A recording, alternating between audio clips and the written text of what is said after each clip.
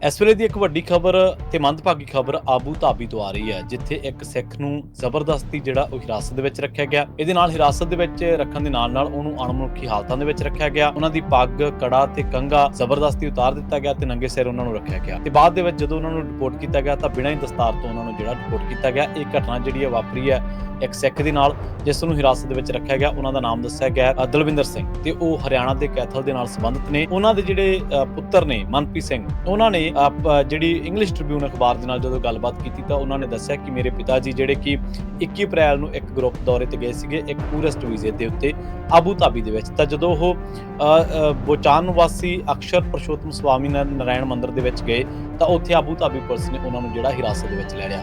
ਹਿਰਾਸਤ ਦੇ ਵਿੱਚ ਲੈਣ ਤੋਂ ਬਾਅਦ ਉਹਨਾਂ ਦੀ ਕਿਰਪਾਨ ਦੇ ਬਾਰੇ ਪੁੱਛਗਿੱਛ ਕੀਤੀ।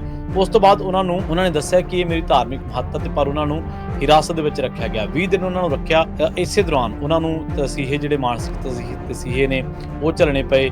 ਅਪਮਾਨ ਕੀਤਾ ਗਿਆ ਉਹਨਾਂ ਦਾ। CID ਜਾਂ ਹੋਰ ਜਿਹੜੇ ਜੇਲ੍ਹ ਅਧਿਕਾਰੀ ਸੀ ਉਹਨਾਂ ਨੇ ਬੜੀ ਬਦਸਲੂਕੀ ਕੀਤੀ ਉਹਨਾਂ ਦੇ ਨਾਲ ਤੇ ਅਣਮਨੁੱਖੀ ਹਾਲਤਾਂ ਦੇ ਵਿੱਚ ਉਹਨਾਂ ਨੂੰ ਰੱਖ ਕੇ, ਕਿਉਂਕਿ ਉਹ ਅੰਗਰੇਜ਼ੀ ਵੀ ਨਹੀਂ ਜਾਣਦੇ ਸੀਗੇ ਤੇ ਇਹਦੇ ਨਾਲ ਉਹਨਾਂ ਨੂੰ ਜਿਹੜਾ ਸ਼ਾਕਾਹਾਰੀ ਹੋਣ ਦੇ ਬਾਵਜੂਦ ਉਹਨਾਂ ਨੂੰ ਜਿਹੜਾ ਭੋਜਨ ਦਿੱਤਾ ਗਿਆ ਜੇਲ੍ਹ ਦੇ ਵਿੱਚ ਜਾਂ ਹਿਰਾਸਤ ਦੇ ਦੌਰਾਨ ਉਹ ਵੀ ਜਿਹੜਾ ਦਿੱਤਾ ਗਿਆ ਉਹ ਮਾਸਾਹਾਰੀ ਭੋਜਨ ਦਿੱਤਾ ਗਿਆ।